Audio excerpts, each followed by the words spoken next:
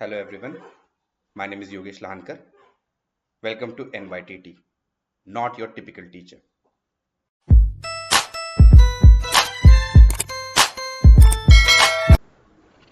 Hello everyone, last video में हमने ये जानने की कोशिश करी थी कि किस प्रकार से मोहनजोदारो जो है एक प्लान्ड अर्बन सेंटर है। तो उसी में ये दूसरा वीडियो अब आ रहा है जिसमें हम लोग ये जानने की कोशिश करेंगे कि वहाँ का डोमेस्टिक आर्किटेक्चर किस प्रकार से था और वहाँ पे सिटाडेल जो था मोहनजोदारो में जो हमें पाया जाता है वो किस प्रकार से था। तो डोमेस्टिक आर्किटेक्चर की अगर हम बात करेंगे मोहनजोदारो के, तो वो प्राइमरीली लोअर टाउन में पाया जाता है, क्योंकि हमने ये पहले से ही देख लिया है कि सिटाडेल जो था वो मतलब थोड़ी इम्पोर्टेंट बिल्डिंग्स के लिए वगैरह जाना जाता था। तो वहाँ पे ग्रेट बाथ या वेयर हाउस जैसी जो बड़ी बिल्डिंग्स जो थी वो पाई जाती हैं। तो लोअर टाउन में हमें प्राइमरीली रेसिडेंशियल बिल्डिंग्स जो हैं वो मिलती हैं, और उनकी जो अगर हम बनावट देखें तो वो कुछ इस प्रकार से है जो कि इस मैप में समझाई गई है। तो ये एक आइसोमेट्रिक ड्राइंग है। तो आइसोमेट्रिक ड्राइंग मतलब क्या होता है कि एक प्रकार की 3D ड्राइंग होती है, जिससे कि जो देखने वाला हो उसको थोड़ा अच्छी तरह से वो समझ में आए कि किस प्रकार से वो बिल्डिंग हुआ करती थी उस जमाने में। तो ये मोहनजोदारो के एक बड़े से घर का उन्होंने आइसोमेट्रिक ड्राइंग बनाया हुआ है, और इसमें इन्होंने ये कहा है कि मोहनजोदारो में जो घर पाए जाते थे उसमें एक कॉमन कोर्टयार्ड हुआ करता था, और उसके आजू बाजू जो है रूम्स हुआ करते थे। तो यहाँ पे लगभग अगर आप देखेंगे तो ये जो 18th पॉइंट जहाँ पे उन्होंने लिखा है ना, ये सर्व करता है कॉमन कोर्टयार्ड के इसके लिए। यह है कॉमन कोर्टयार्ड इस हाउस का, ठीक है। और बाकी जो सारी जो रूम्स हैं उसके आजू बाजू हमें दिखाई देती है। इन्होंने यहाँ तक की इंफॉर्मेशन दी है कि रूम नंबर 6 मतलब ये वाली जो रूम है यहाँ पे एक वेल हुआ करती थी। और जैसे कि हमने पहले से ही एग्रीकल्चरल टेक्नोलॉजीज में देखा है, Mohenjodaro is very famous for wells, यहाँ कुएं के लिए काफ़ी फेमस है मोहनजोदारो।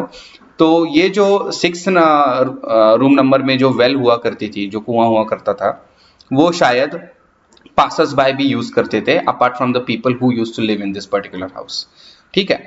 तो 700 से ज्यादा कुएं हमें मोहनजोदारो में वेल्स जो है पाई गई हैं। इसके अलावा अगर हम डोमेस्टिक आर्किटेक्चर की बात करें तो कंसर्न पर प्राइवेसी काफी दिखता है हमें। तो जो कि लोअर मतलब ग्राउंड फ्लोर पे जो कोई भी उनके ये हुआ करते थे रूम्स, उनको कोई भी विंडोज नहीं होती थी जो रोड साइड पे खुले। इसके अलावा अगर आप मेन एंट्रेंस के बारे में बात करोगे तो डायरेक्ट इंटीरियर का व्यू नहीं मिलता था, तो कोर्टयार्ड डायरेक्टली नहीं दिखता था मेन एंट्रेंस से। तो ये जो है ये चीजें इंडिकेट करती हैं कि वो अपनी प्राइवेसी को लेके काफी मतलब उसको वो काफी तवज्जो देते थे, ठीक है। इसके अलावा हर एक घर में बाथरूम भी पाया गया है जिसमें पेव्ड ब्रिक्स जो है उनका इस्तेमाल किया था, और ड्रेन्स भी हमें पाई गई है हर घर में। तो वो हाइजीन को काफ़ी इंपॉर्टेंस देते थे, जो कि हमने सोर्स 2 में पहली इसके पिछले वाले वीडियो में देखा है, वो हमें पता चलता है। और ऑब्वियसली अगर वो बाथरूम में और ड्रेन्स बनाने में ब्रिक्स का इस्तेमाल करते हैं तो कौन सी ब्रिक्स का इस्तेमाल करेंगे, जरा वीडियो पॉज करके आप इसका उत्तर जानने का मतलब उत्तर देने का प्रयास कीजिएगा, ठीक है। मेरे ख्याल से आप सभी को इसका आंसर आया होगा। इसका आंसर है बेक्ड ब्रिक्स, ठीक है, क्योंकि जो सन ड्राइड ब्रिक्स होती हैं वो जो है वो वाटर प्रूफ नहीं होती। तो जो बेक्ड ब्रिक्स है उन्हीं का उन्होंने इस्तेमाल बाथरूम और ड्रेन्स कंस्ट्रक्ट करने के लिए किया है। इसके अलावा हमें स्टेयर केसेस भी यहाँ पे मिलते हैं, जिससे हमें ये पता चलता है कि 2 स्टोरी या 3 स्टोरी बिल्डिंग बनाने की जो तकनीक थी, जो the techniques to build a slab जो थी, ये इनको पता थी। बट प्रॉब्लम ये है कि मोस्ट ऑफ द बिल्डिंग जो हमें अभी आज एक्सकैवेशन में मिलते हैं उनका सिर्फ लोअर पार्ट ही बचा हुआ है, और स्टेयरकेस जो है ऊपर जाने के लिए वो हमें दिखती हैं। तो एक्चुअली हम ये तो अनुमान लगा सकते हैं कि इनको मल्टी स्टोरे बिल्डिंग बनानी आती थी, लेकिन क्या हमें इसके सबूत पुख्ता तौर पे मिलते हैं? तो नहीं, हमें पुख्ता तौर पे ये सबूत नहीं मिलते। लेकिन जो कि हमें स्टेयरकेस मिला है तो ऑब्वियसली इन्होंने मल्टी स्टोरी बिल्डिंग तो जरूर बनाई होगी, ऐसे हम कह सकते हैं, ठीक है। तो ये सारे पॉइंट्स थे आपके डोमेस्टिक आर्किटेक्चर के। आगे चलते हैं, अगला पॉइंट है सिटाडेल का। और सिटाडेल की ओर बढ़ने से पहले ये जो यहाँ पे इंफॉर्मेशन है वो हम लोग थोड़ी अप्रिशिएट करने की कोशिश करेंगे। तो यहाँ पे इन्होंने ये कहा है कि while most Harappan settlements have a small high western part and a larger lower eastern section, there are variations। तो ये जो हम लोगों ने सिटाडेल और लोअर टाउन के बारे में जो हमने पढ़ा कि हर सिटी में एक सिटाडेल हुआ करता था, हर सिटी में एक लोअर टाउन हुआ करता था, इसमें काफी वेरिएशंस है, साइड टू साइड वेरिएशंस है। फॉर एग्जांपल अगर हम धोलवीरा और लोथल की बात करेंगे तो इसमें सिर्फ सिटाडेल ही नहीं तो बल्कि पूरा का पूरा टाउन जो था वो फोर्टिफाइड हुआ करता था, ठीक है। और लोथल में उसका जो सिटाडेल है उसको सिर्फ वॉल नहीं किया गया है, उसको एक हाइट पे बनाया गया। तो इसका मतलब यह है कि पूरा का पूरा सिटाडेल जो है लोथल का वो रेज प्लेटफॉर्म के ऊपर है और पूरी सिटी को एक ही फोर्टिफिकेशन वॉल है। जबकि जो कि ये सिटी छोटी थी तो एक पूरी सिटी को एक फोर्टिफिकेशन वॉल बनाना वहां पे मुमकिन हुआ होगा, लेकिन जो मोहनजोदारो है वो काफी बड़ी सिटी है तो ऑब्वियसली उनको सिटाडेल के लिए एक आउटर वॉल बनाना वो ठीक समझे होंगे, ठीक है। तो ये सिचुएशन के ऊपर और सिटी कितनी बड़ी है उसके ऊपर और उसका क्या इंपॉर्टेंस हुआ करता था इसके ऊपर काफी डिपेंड करता है कि क्या फोर्टिफाइड होगा और क्या नहीं होगा। कुछ ऐसे भी साइट्स हमें पाए गए हैं बाद में जहां पे सिटाडेल भी फोर्टिफाइड नहीं था, ठीक है। तो ऐसी बात नहीं है कि हर सिटाडेल फोर्टिफाइड होगा या हर लोअर टाउन जो है वहां पे कुछ रेस प्लेटफॉर्म होंगे ही नहीं, जो कि हमने देखा है कि मोहनजोदारो में लोअर टाउन में भी कुछ रेस प्लेटफॉर्म पे बिल्डिंग बनाई गई थी, ठीक है। तो ये जो है वेरिएशंस हमें काफी पाए जाते हैं, लेकिन जो हम एक स्टैंडर्ड लेते हैं वो मोहनजोदारो को लेते हैं। तो उस स्टैंडर्ड के हिसाब से सिटाडेल जो था वो वेस्टर्न साइड पे था, वो रेस प्लेटफॉर्म पे हुआ करता था और वो वॉल्ड हुआ करता था। और जो लोअर टाउन है वो काफी बड़ा हुआ करता था सिटाडेल से और उसमें रेसिडेंशियल क्वार्टर्स जो हैं वो हुआ करते थे लोगों के, ठीक है। तो चलिए आगे बढ़ते हैं, सिटाडेल के बारे में जानकारी लेते हैं।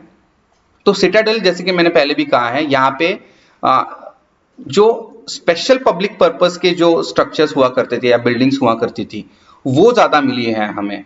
तो इसके कुछ चंद उदाहरण लिए जाएं तो सबसे पहला उदाहरण है वेयर हाउस। तो एक मैसिव स्ट्रक्चर जो है वो पाया गया है यहाँ पे, और यहाँ पे जो ये वेयर हाउस जो पाया गया है ना, ये उसका सिर्फ लोअर पार्ट पाया गया है, जो अपर पार्ट है वो हमें आज नहीं मिलता क्योंकि शायद वो वुड से बना हो और वो कंप्लीटली डीकम्पोज या डीके हो चुका होगा, ठीक है।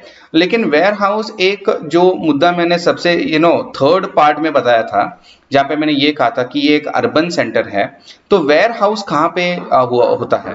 देखिए वेयर हाउस सिटीज में हुआ करते हैं क्योंकि सिटी खुद की एग्रीकल्चरल प्रोडक्शन नहीं करती। तो सिटी में अगर आपने लोगों को मतलब यहाँ पे ठीक से रहना है तो ऑब्वियसली खाना तो खाना पड़ेगा। तो ये जो खाना है वो आसपास के एग्रीकल्चरल विलेजेस में ये जो खेती बाड़ी है वो की जा रही होगी, और वो जो अनाज है वो अनाज इस वेयर हाउस में वो एक्चुअली रखते थे। तो ग्रेट ग्रेनरी भी हमें इसके बारे में ये पता चलता है कि इसको भी ग्रेट ग्रेनरी भी कहा गया है। तो ग्रेनरी मोहनजोदारो हमें इसलिए इसकी वजह से मिलते हैं क्योंकि यहाँ के लोग खेती बाड़ी नहीं कर रहे हैं, यहाँ के लोग कुछ दूसरे प्रकार के व्यवसाय कर रहे हैं जिनके बारे में हम लोग आगे जाके पढ़ेंगे। तो ये वेयर हाउस जो है ये इसी के ऊपर मतलब इसी की तरफ इंडिकेट करता है, इसी की तरफ इशारा करता है कि मोहनजोदारो एक बार फिर से मतलब ये एक प्लान्ड अर्बन सिटी सेंटर था, ठीक है। जो दूसरी इंपॉर्टेंट बिल्डिंग है जिसके बारे में आप सब लोग पहले से जानते होंगे वो है ग्रेट बाथ। अब इसको ग्रेट बाथ क्यों कहा गया है? क्योंकि ये जो पूरा का पूरा जो स्ट्रक्चर है ग्रेट बाथ का, यहाँ पे एक तो ये एक स्विमिंग पूल की तरह दिखता है।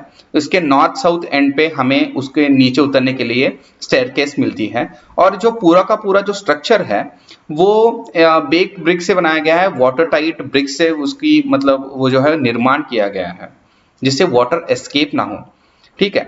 तो ये ग्रेट बाथ जो है यहाँ पे ऑब्वियसली पानी ही हुआ करता था और इसकी वजह से इसको ग्रेट बाथ कहा गया है।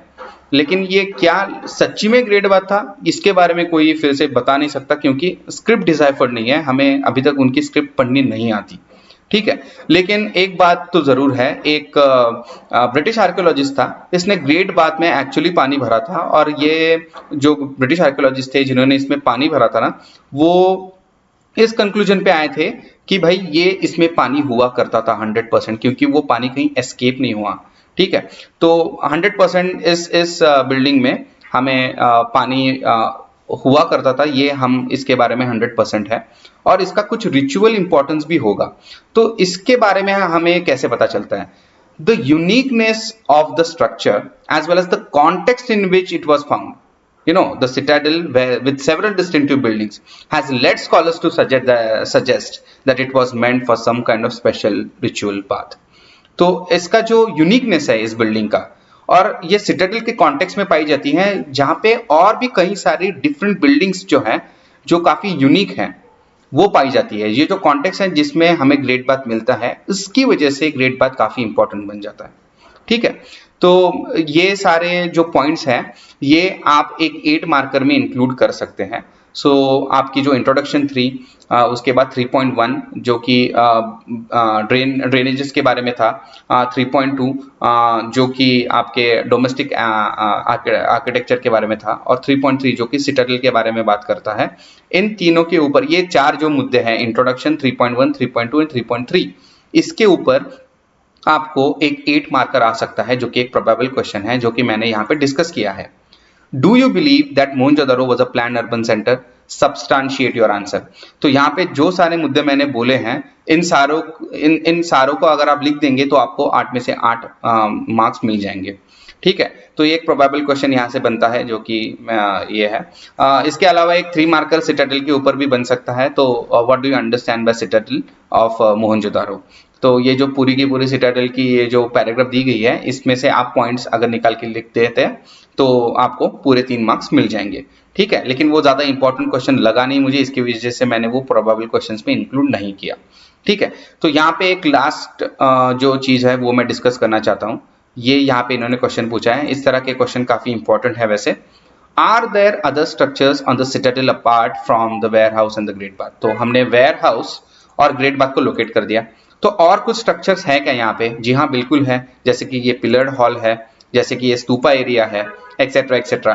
तो ऑब्वियसली यहाँ पे दूसरे स्ट्रक्चर्स भी मिलते हैं। इनफैक्ट जब हमने ये कहा कि ग्रेट बाथ जिस कॉन्टेक्स्ट में मिलता है सिटाडेल के, उसके वजह से उसको उतना इंपॉर्टेंस दिया गया है। तो ये जो कॉन्टेक्स्ट है ये बनाने के लिए ये बिल्डिंग्स काफी इंपॉर्टेंट है। ठीक है, और अगर आपको ये कंफ्यूजन हो रहा है कि यहाँ पे ये स्तूपा क्या कर रहा है, तो ये आपका कंफ्यूजन जायज है। मैं इसके बारे में आपको एक्सप्लेन कर देता हूँ। देखिए, बात ये है कि हड़प्पन सिविलाइजेशन का जो मैच्योर फेज था वो लगभग 2600 BC से 1900 BC के दौरान था, और उसके बाद जो उसका लेट हड़प्पन कल्चर जो है वो लगभग 1900 से लेके 1300 या कुछ लोग बोलते हैं 1400 को समाप्त हो गया था BCE में। उसके बाद ये जो एरिया है वो काफी निग्लेक्ट में चला गया था। यहाँ पे मतलब कुछ ज्यादा मतलब बड़े शहरों का निर्माण वगैरह हुआ नहीं था इस एरिया में। लेकिन जब लॉर्ड बुद्धा ने 6th century and 7th century BCE में जब बुद्धिज्म की मतलब नींव रखी इंडिया में, तब बुद्धिज्म काफी फेमस हुआ था, specially during the 3rd and the 2nd century BCE। तो उस दौरान काफी स्तूप बनाए गए थे। तो ये जो स्तूप जो बनाया गया है मोहनजोदारो की साइड पे, ये काफी लेटर पीरियड से है। तो ये लगभग मेरे ख्याल से 3rd या 2nd सेंचुरी BCE का स्तूपा है जो यहाँ पे आज पाया जाता है। तो इसको और हड़प्पन सिविलाइजेशन को या फिर मोहनजोदारो की प्लान अर्बन सेंटर को आप कंफ्यूज मत कीजिएगा। ये जो स्तूपा एरिया जो हमें मोहनजोदारो में आज पाया जाता है वो काफी लेटर एज का है, वो काफी बाद में बनाया गया है। ठीक है, लेकिन वो वहां पे है आज। इसके अलावा एक और चीज जो मैं आपको यहाँ पे इसमें बताना चाहूंगा वो ये है कि आपने यहाँ पे देखा होगा, ये देखिए दीक्षित ट्रेंच या जेसन्स एक्सकैवेटेड वेल, या फिर अगर आप देखेंगे तो यहाँ पे है व्हीलर्स डीप ट्रेंच या फिर ये मार्शल्स डीप ट्रेंच। तो ये जो नाम दिए गए हैं, ये नाम जो दिए गए हैं वो आर्कियोलॉजिस्ट के नाम दिए गए हैं। इन्होंने they were primarily responsible for excavations at these particular spots. ठीक है, तो मार्शल के बारे में, जॉन मार्शल के बारे में हम लोग पढ़ेंगे, आर.एम. मॉर्टिमर व्हीलर के बारे में हम लोग आगे जाके पढ़ने वाले हैं। तो इन कुछ आर्कियोलॉजिस्ट के नाम बाद में भी आने वाले हैं, तो ज़्यादा कंफ्यूज होने की जरूरत नहीं है। ये सारे आर्कियोलॉजिस्ट हैं जिन्होंने मोहनजोदारो में एक्सकैविएशन किए हैं। ठीक है, तो यहाँ पे हम लोग वीडियो समाप्त कर देते हैं। मिलते हैं अगले पार्ट में जहाँ पे हम लोग 4th यूनिट जो है ट्रेसिंग सोशल डिफरेंसेस वो देखेंगे। So thank you everyone, bye bye.